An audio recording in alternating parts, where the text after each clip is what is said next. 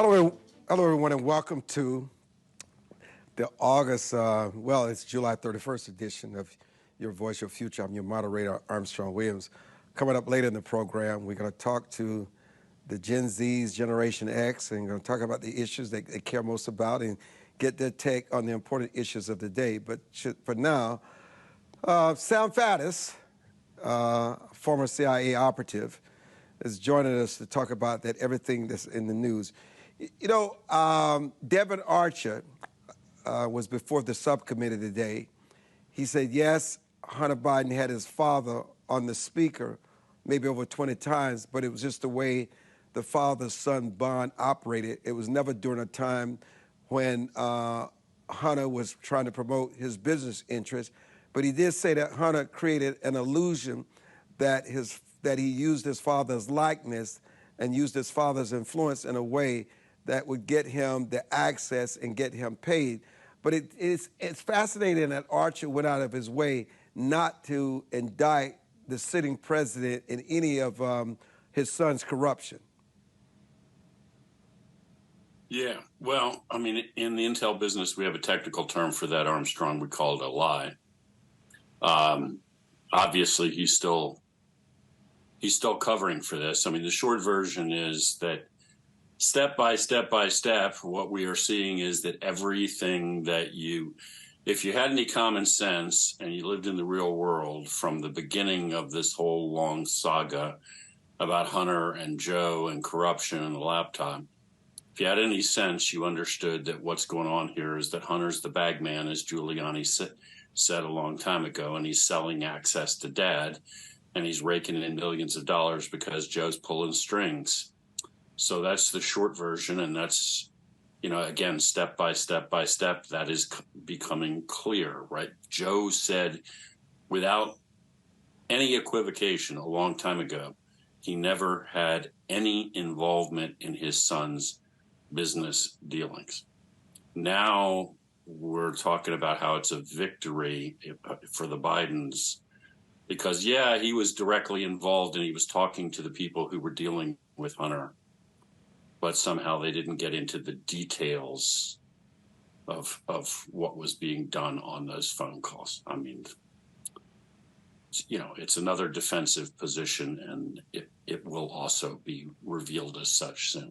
You know what's fascinating about what you're saying, if you really think about this, they didn't need to discuss Hunter's business dealings with his father on the phone. The fact he was vice president of the United States, they could have had a casual conversation. The fact that he was just in a casual conversation with Hunter's clients and Hunter's interests is a serious breach of trust and an oath of office that the vice president of the United States had taken. Your point is well taken here. The fact that the deal's closed, everything done, now my dad is going to get on the phone and we're going to shoot it fat. That's what it was. But that was part of it also. It's just so you understood.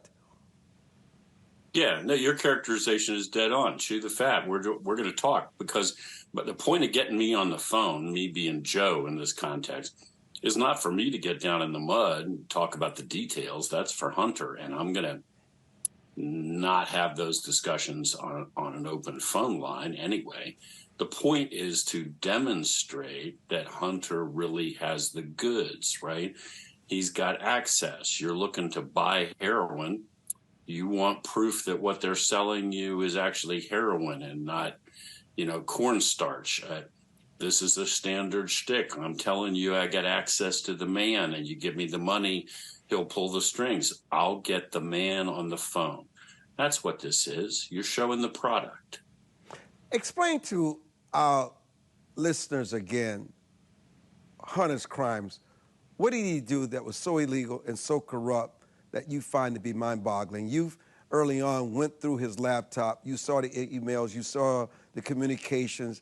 You saw the subtleties. Just in a nutshell, what are Hunter Biden's crimes? And I do call them crimes.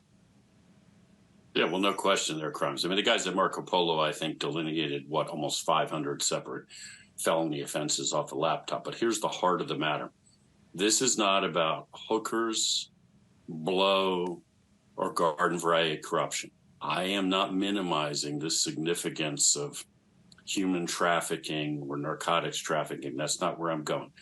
The heart of this matter is and always has been that we have huge sums of money coming from foreign powers, top of the list, China, Chinese Communist Party, millions and millions and millions of dollars to the Bidens. And that means Joe, because nobody pays Hunter millions of dollars for anything, right?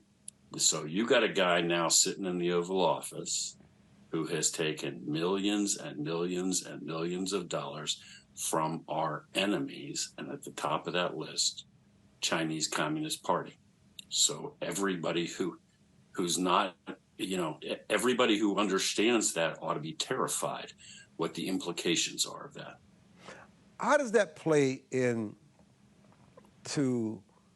our relationship with China today, with Joe Biden being president of the United States? Yeah, well, it impacts everything, and I get it. By the way, look, the business of espionage and people being bought and sold was my life for a very long time. I get it that for most people, this all seems like straight out of a novel or something, but it's real. And right now, we're face to face with the Chinese all across the world. Let's start with Taiwan.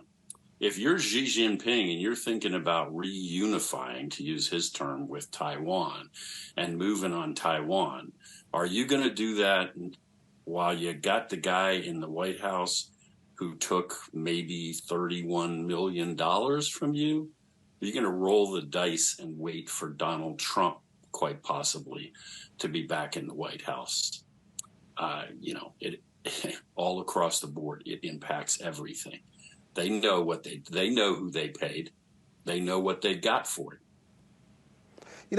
I was reading this story by you earlier today, and you asked this question. There's this question that was asked in A&D magazine. Why is the FBI covering up what could be the biggest counterintelligence threat we have ever faced?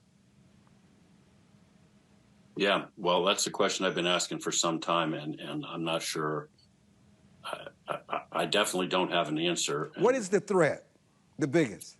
Well, the biggest threat is that you got a man sitting in the Oval Office who works for Xi Jinping. That's and with all this evidence that has been, look, we're talking about this stuff. It's like 4 years now that we're into this. That the FBI, since the FBI has had Hunter's laptop. By the way, we now see evidence that suspicious transaction reports were being regularly flagged by the Treasury report. Hundreds of them, money moving to the Bidens. Right?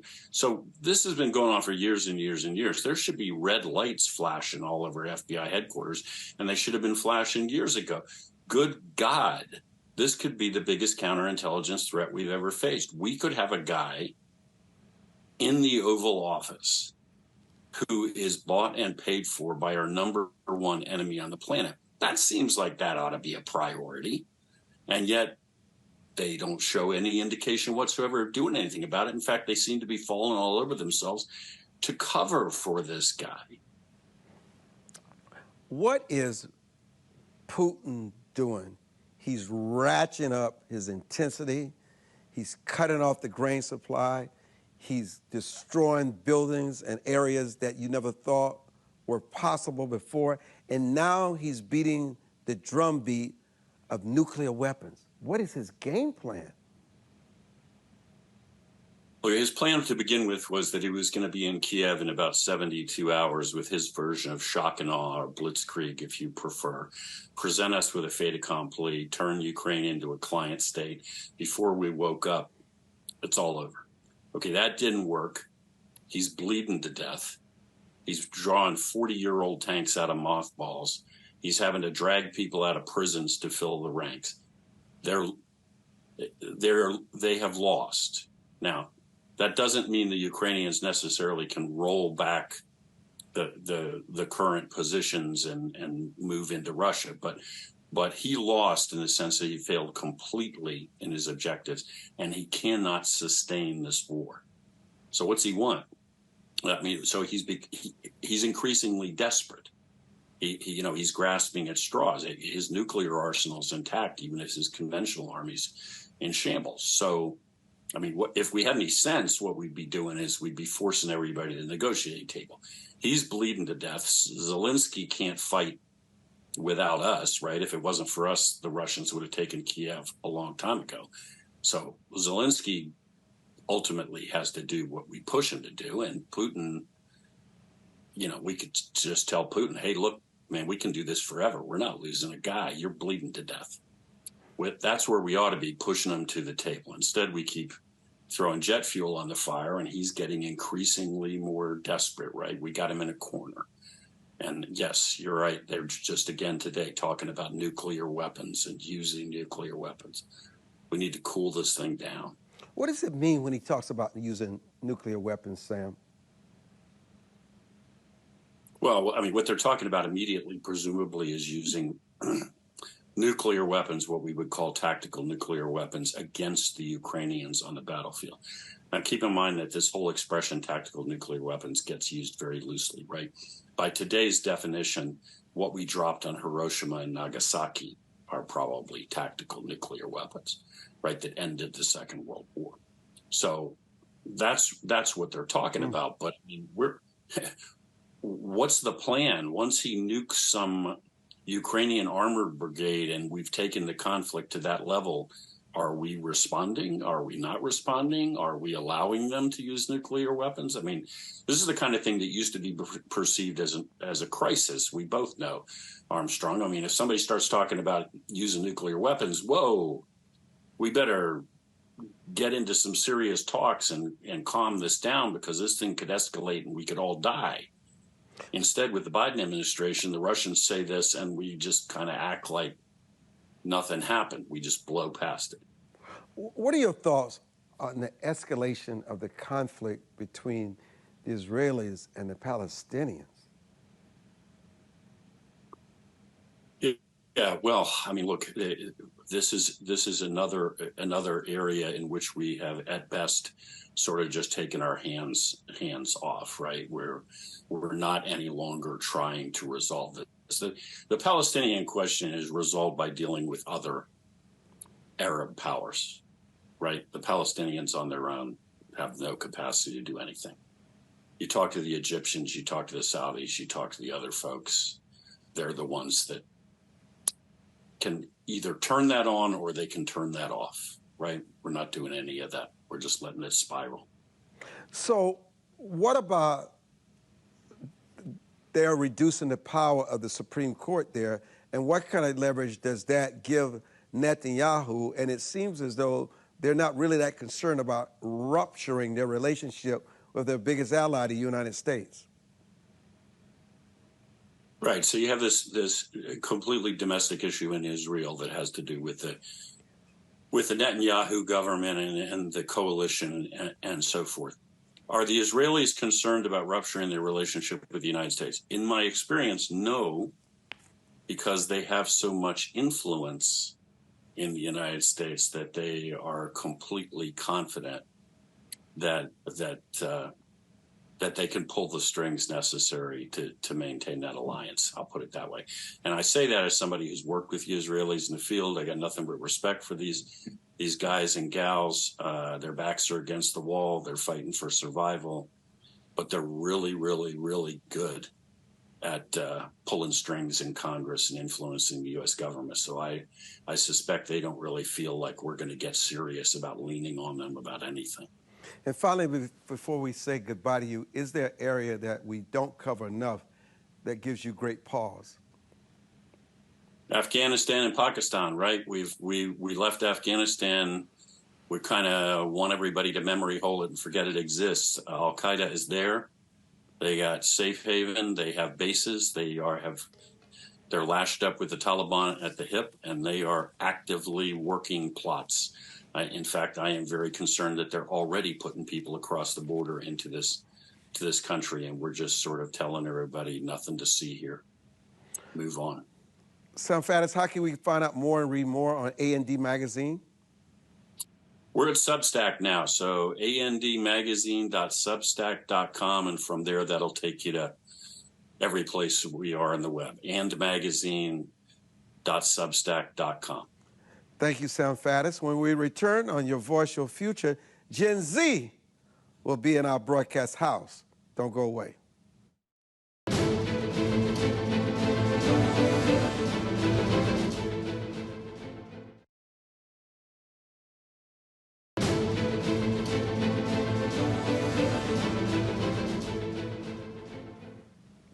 Kevin Harris is a student at Howard University. He also runs the social media for Howard Stirk Holding.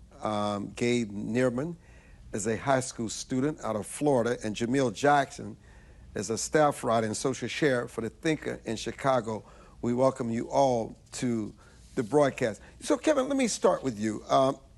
Is Hunter Biden's corruption a big topic for Gen Z? Yes and no, I will say. I believe that my generation cares about corruption a lot, regardless on whether they're on the right or the left of the aisle. However, I don't believe that's the most important topic for our generation. I think that abortion and transsexual rights is definitely one of the most forefront issues of my generation. Why would you care so much about these transgender, transsexual issues and abortion?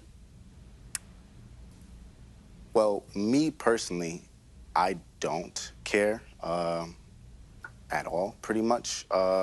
They can do whatever they want as long as it doesn't hurt me or my family. I don't really care, me personally. But other people, I feel like, try to push a certain narrative or agenda, and I can't speak on why they want to do that.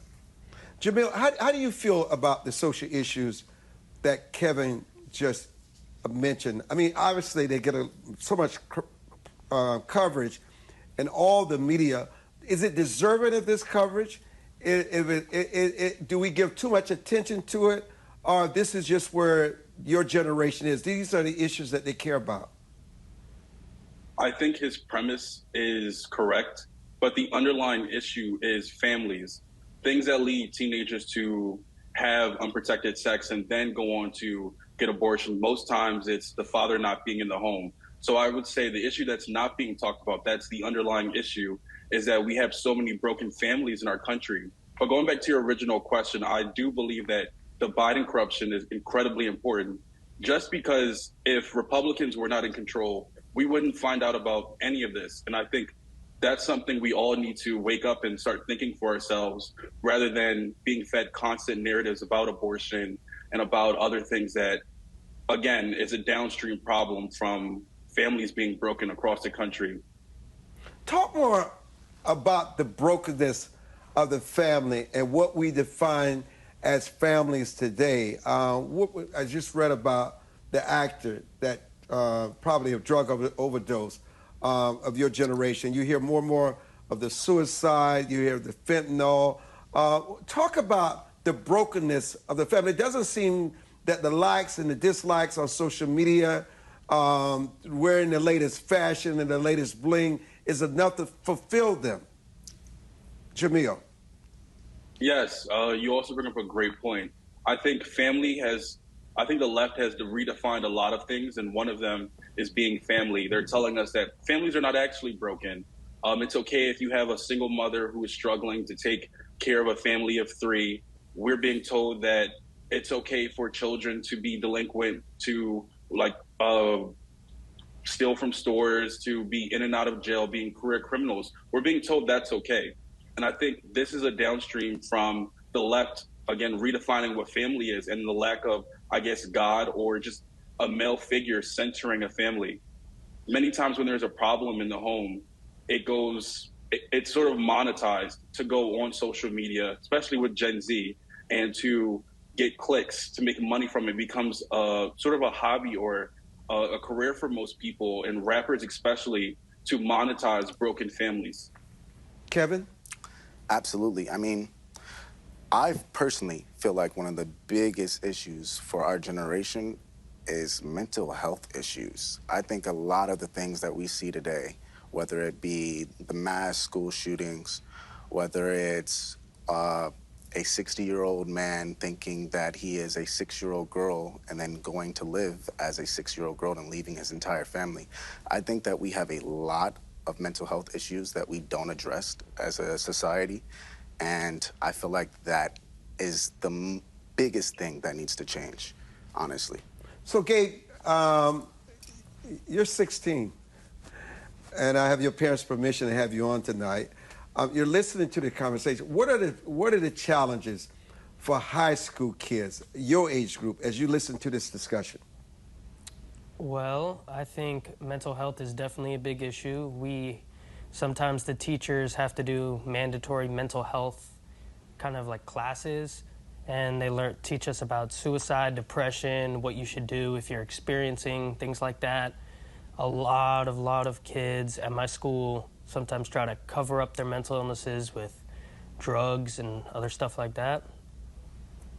So talk about, I know we put a lot of the pressure on the teachers in the classroom to sort of have to deal with these issues head on. But what about the household? Gabe, let me come at you. What about the importance of fathers and the mothers involved in these kids' lives? Is there a disconnect with the parents as to why they take this to the classroom? Are they crying out? Are they crying out for help? Are they looking for an adult? Do they really want someone to tell them right from wrong, to give them real self-esteem and real self-worth? Do they really want someone to discipline them? Does the media and the left woke media have it all wrong?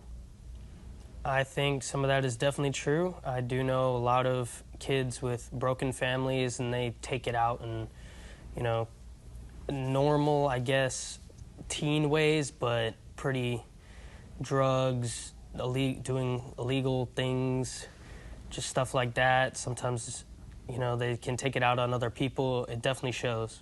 But, you have a strong two-parent household.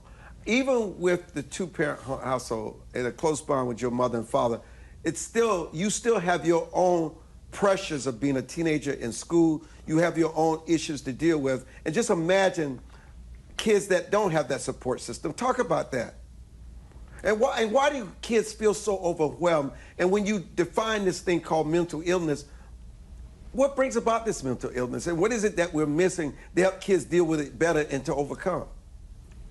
So actually, about the two-parent household, a few months ago my dad moved out, so that's not me anymore, but I definitely felt the normal feelings a teenager should feel at that time. I went through it mostly by myself, and thankfully it turned out all right. And I do see a lot of other kids with the split households. Most of them, or not most, but it's maybe half and half, have, pretty normal. I'm not really sure what it's like at home, because not my home, but they definitely, you can go either way. Sometimes kids can act out because of that, and sometimes kids seem completely normal at school. Jahmiel, that is a very interesting part. We don't talk enough about the impact, particularly for teenagers, that parents divorcing and going through conflict can really have on a kid's mental health, emptiness, and stability.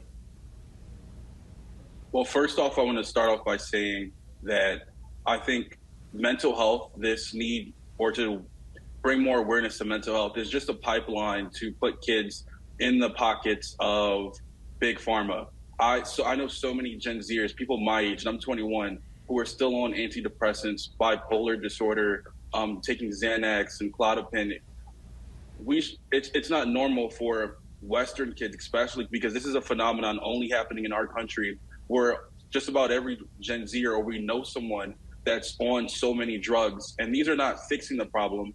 They're just being normalized. So not only do you have mental health being normalized, saying it's okay to be coddled and it's okay to be weak, but it's also okay to be on 5-6 pills you have to take a day. But going back to why the family is so important, I think it's a downstream of economic stressors such as inflation. When your paycheck seems shorter, you might have conflict with your partner or the person you're married with, and that could also have downstream effects to your child. And ways to fix this, I think it's, again, having children live a structured life, such as being in sports, having things that are meaningful to them, praying with your child, showing them that it's okay to have conflict even between their parents, but then giving them the tools and using their life as a way to sort of carve another path forward. And I think that's what I did with my situation, because my father died when I was 4. And just having a single mother, I grew up in a conservative, somewhat conservative household, and I knew that there was more to trauma or struggle. I knew that there was, again, we're in America for a reason, and I think that's why we need, I guess, more community overall. Well, when you lost your father at age 4, who became the strong father figures in your life?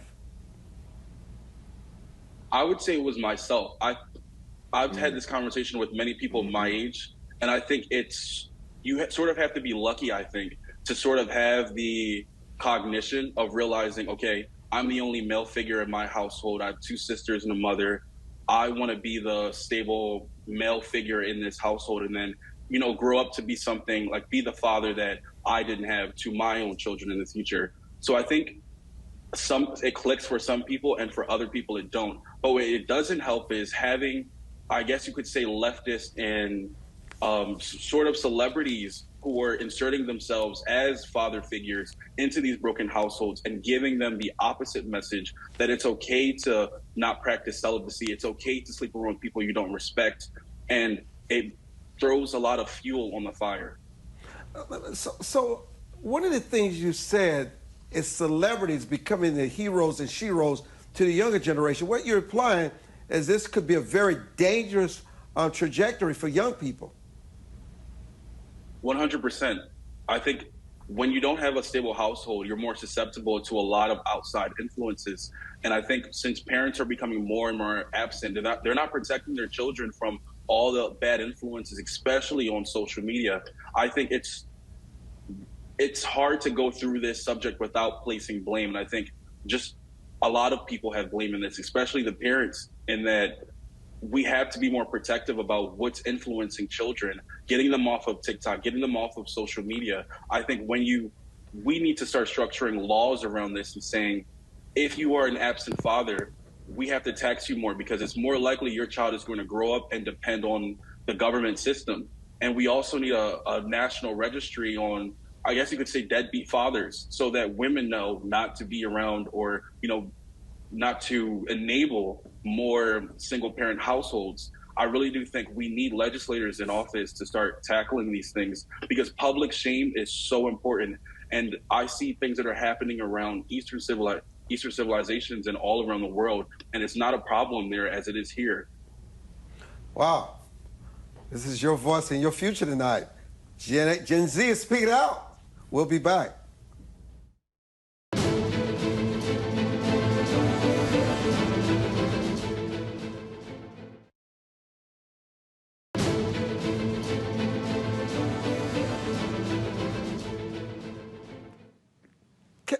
So, Kelvin, why is student debt such a major issue for Gen Z? Student debt is, I personally am blessed to not have any student debt because I had people who cared for me and wanted to set aside a little bit of money so that I could go to school and take full advantage of that opportunity. But a lot of my peers are not that fortunate, and they don't come from the same backgrounds that I come from or that you may come from. And so they have to take out student loans. And unfortunately, in this country, it is way easier to get approved for a student loan than it is for a business loan. And it's just the way that it is, unfortunately. And a lot of people are upset due to the fact that they have to spend hundreds of thousands of dollars to get a degree so that they can earn some type of living. And then interest adds on, and that interest keeps piling up. So now it turned from $100,000 to $150,000. By the time they're 45, they're still paying off their student. Like my mother, for instance, is still paying off her student loan debt from 40 years ago when she was in law school. So it's a real issue. I'm not quite sure what the best solution is. I don't think that canceling all the student loans is the best option due to the fact that, the money has to get paid to somebody. Like, money can't just disappear. As we just saw with COVID and inflation, like, you can't just create money and exile money and expunge money with the snap of your fingers. It doesn't work like that, and that leads to more problems. And I personally don't want any more economic problems. Gabe, what about social media? Does it have too much influence on your generation? I think I think social media has a ton of influence on our day-to-day lives of kids. We use it right when we wake up. A lot of people don't even text anymore. We just use Snapchat or Instagram. We use it all the time. Some people post every few minutes throughout the day. And it's just a really big part of most teenagers' lives. It's a drug. Go ahead, Kevin. It honestly is a drug. I mean, I see my little brother, who's about 10 years old, and for the past 4 years, he's been obsessed with an iPhone. Like, he can't do anything unless he has an iPad in his hand or his mother's iPhone in his hand. And it's not helping, in my opinion, anybody, especially TikTok. TikTok is one of the most drug-like apps on the App Store that you could possibly get your kid. Let me go back to Jahmiel and the cultural issues that he was talking about, because it's fascinating. It seems like anything that you don't want to have any control over, any responsibility for, you can self-medicate yourself. Losing weight, eating disorder. If you don't want to write anymore, go to ChatGPT. I mean, everything makes us less engaged, and we move the responsibility to someone else. And now we have AI. This is going to further push us away from our own skills and our ability, which I think God's greatest creation was mankind, not some AI or some ChatGPT. But talk about how, when you say your generation, I never realized until you just said it, how many of your people in your generation, and I don't want to say on drugs, but they're medicated to cope. And once those drugs run out, they have to go back and feed that habit again. And we see what the outcome is: depression, suicide, loneliness, anger, isolation. Jahmiel? I think it's a failure of the public school system altogether. For most of my life, I was in public school, and I was constantly being fed narratives that our country is in a terrible state. And there was an introduction of gender ideology and the tenets of critical race theory.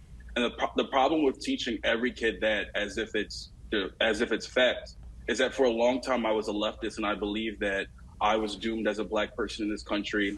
And it did make me sad, and I thought for a long time that I would never make it in this country. So it did make, it gave me depression for a while. However, as I started to get older, I realized the difference between the people I grew up with, in that many of us, now that I speak to, are doing women and gender studies. They're majoring in African American history, and they're spending $70,000, $80,000 a year for these degrees, and they're taking out so much in student loans, getting potential careers that won't pay these degrees back. So I think that addresses your first issue that you asked, Kevin.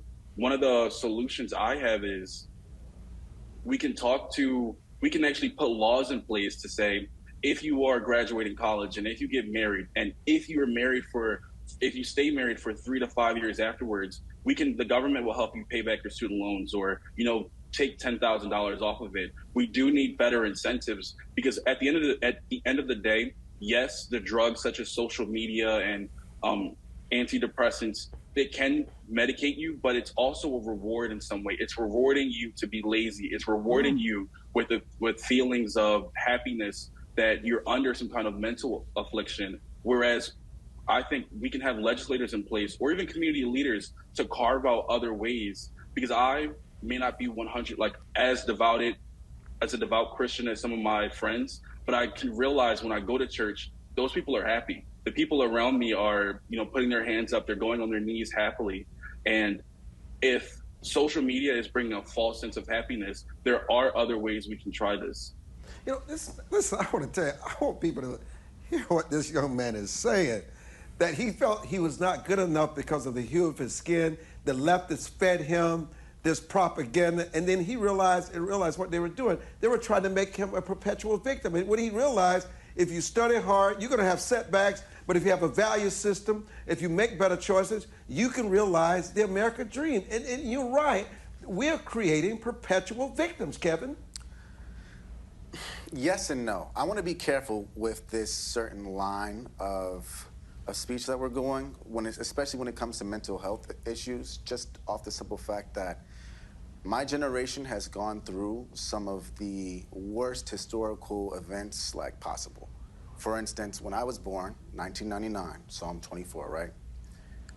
I had to go through the DC sniper, 9/11, the Columbine shootings, and all the shootings that led up after that.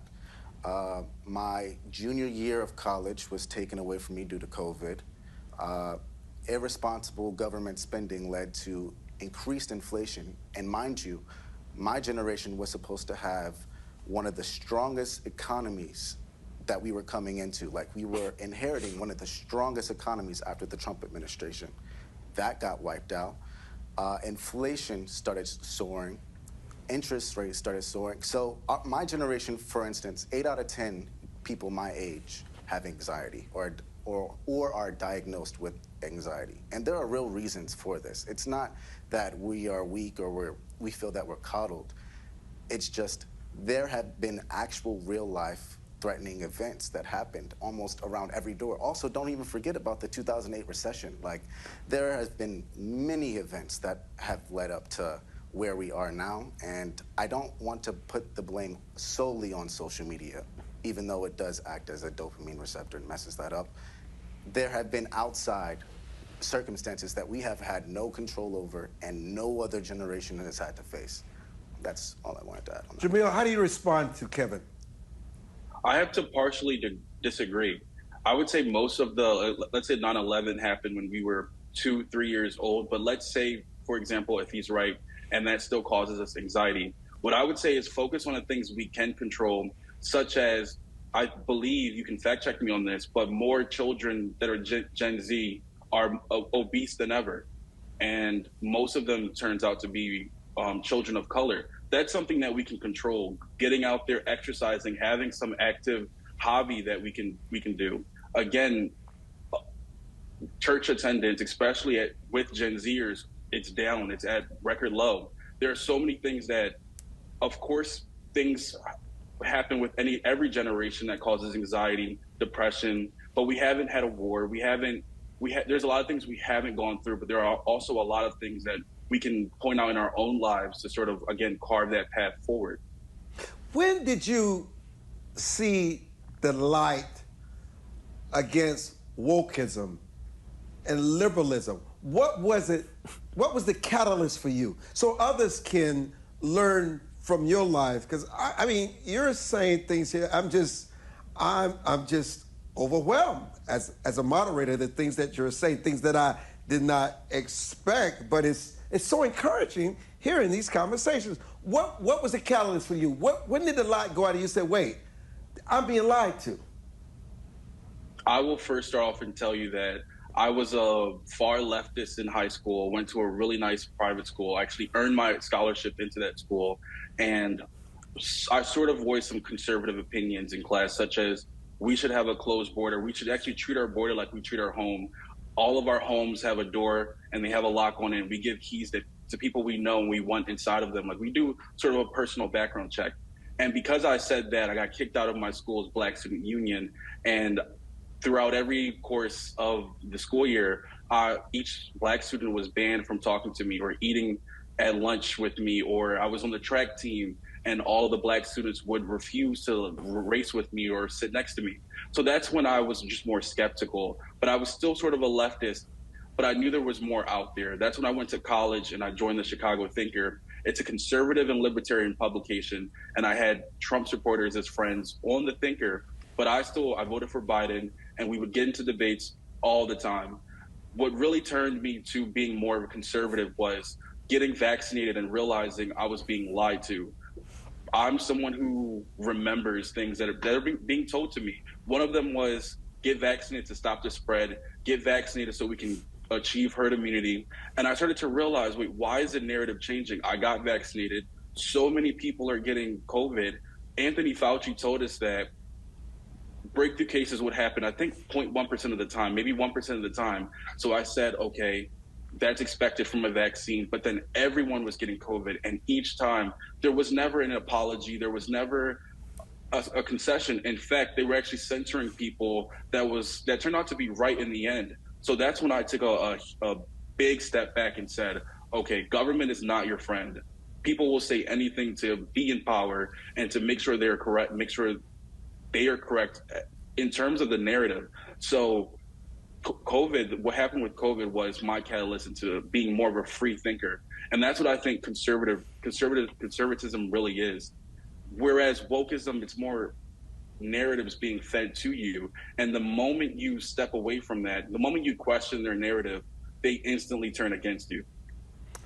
Well, this is truly your voice, your future. Gabe, Jahmiel, and Kelvin and I will return. I'm Armstrong Williams. Don't go away.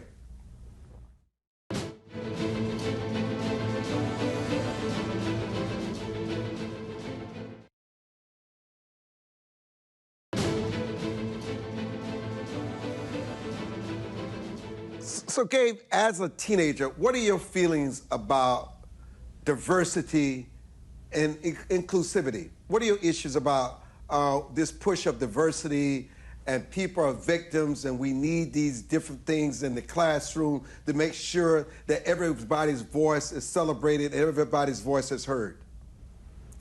Well, at my school, I do see a lot of diversity. We have people from all over. I live in South Florida, and I don't really see it being much of a problem. I don't really see what you're trying to get at. So you don't really see color, you see character. You don't really care about somebody's color, somebody's gender. What matters is whether you guys interact and whether you get along or not. I mean, I definitely see it. I don't think it's a big issue at all. I don't think it should be. So Kelvin, what about the issue of climate change? How does Generation Z feel about this movement? Climate change is one of those sticky subjects because I actually am a little bit passionate about this topic. I do feel that something needs to happen. Something absolutely needs to change because there should be no reason in the world that there have been wildfires that have burned up over 1 million acres of land this summer just because of how hot it is.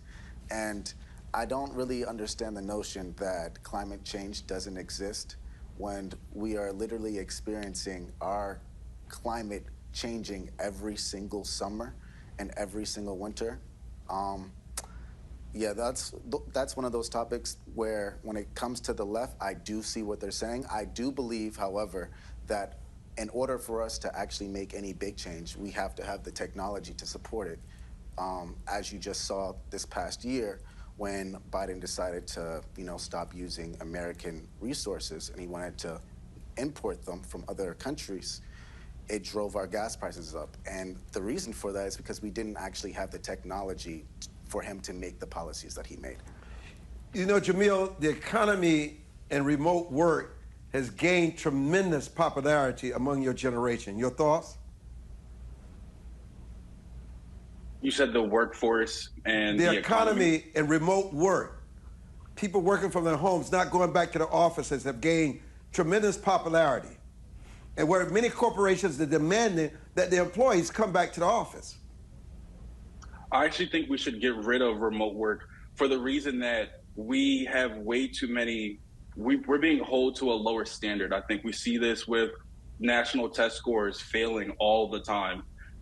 Dropping to record lows. We see this in almost every test we measure on a state level as well, decreasing. We see some states, they're getting rid of grading people based off of attendance or late homework.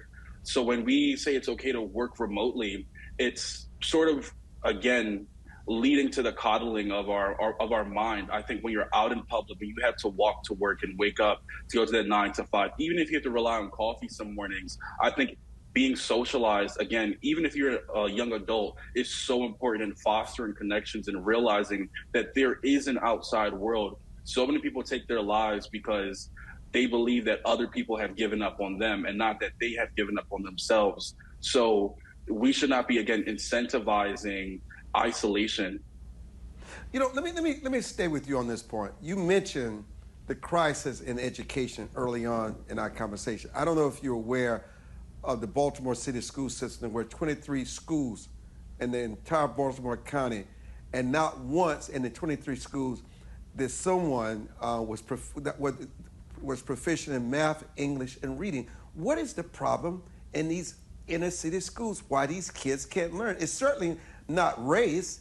And you cannot blame it on poverty, because there are people who grow up in poverty and every day who gets a first-class education, and their experiences in terms of their backgrounds becomes a springboard for them to become a wizard in the classroom, whether it comes to the English, the math, or the writing. I think it's more so the political parties that control these cities. Most times, the Democratic Party has controlled these cities for 30, 40 years. And it's time that parents say, if you're not yielding results in our public schools, then we need to either go to a school choice where we can send our kids to private schools or different charter schools, or again, vote for different people in office who can actually go take us back to a regimented system. I also think this is where the problem where liberal arts colleges start, in that in America, it seems as though we teach more liberally, and that it's okay to not know what you're doing. It's okay to sort of just walk in the wind. Whereas everywhere else it's more technical, and people realize that they're in school to sort of build their future. I see going back to how the issue is not race, or it's not even like being poor. There are kids in other countries that only have one textbook per class, and they're begging for more resources so that they can come to the United States and go to college and have a degree and then bring back wealth to their own little city. So again, I think it's more so the policies being put in place, and it's also families not teaching or reading to their children or enforcing rules at home. I remember being in elementary school, and there was an Asian kid in my class who he was the only kid who would always beat me every single time on every single test, and I was always in second place. So then I spoke to him and I said, "So what are you doing at home?" And he said, when he gets home, his parents make him study twice for 2 hours, and then he has to do his chores. And I realized I wasn't studying as well. So I was only able to become competitive and sort of beat him in some of these tests after I started implementing what he was doing. And I think we have so many people who are, again, influencing Gen Zers and even their parents to say it's not okay to participate in a meritocracy. I think we need to bring back actual rules of the meritocracy where people who are hungry, even if you're in an under-resourced school, you can go out there and fight against the best in the country. You know, Kevin, Jahmiel mentioned early on about when the light went off, the misinformation on COVID. But there's a lot of misinformation that young people are getting in this digital age. How do you combat that? I mean, the amount of misinformation, this is someone who works in social media. It's insane how much there is. I mean, to COVID, to the Hunter Biden laptop, I mean, there is no bounds. And honestly, we don't have enough in place to actually circumvent it, especially when the social media giants encourage misinformation and censorship, depending on what you believe your facts are and what they believe the facts are. They don't censor people based off of the truth. They censor people based off of what their political ideologies are, which is something that I got to witness firsthand. And also, there's a point that Jahmiel touched on that I also quickly wanted to run back on. When it comes to these elected officials that are mostly Democrat and also mostly black, I feel like in my generation, we're actually starting to see how people are taking advantage of our community. And I say that as after watching Joe Biden win this past presidential election, I remember someone telling me, "Oh yeah, you know Joe Biden said if you don't vote for him, you're not black." And I thought, how is it that the person who passed so much racist legislature is able to say something like that, and he still overwhelmingly got the black vote. So that's one of the things that woke me up, because I was almost a socialist until I witnessed that, and then also all the COVID scandals when it came to the vaccine, and it came to all the lies that they told around the vaccine and all the information they didn't know that they just put out just so the American people would do their will. That completely opened my eyes. Listen, Jahmiel, Gabe, Kelvin, thank you so much for joining us, and thank you so much for listening to this edition of Your Voice, Your Future. I'm Armstrong Williams.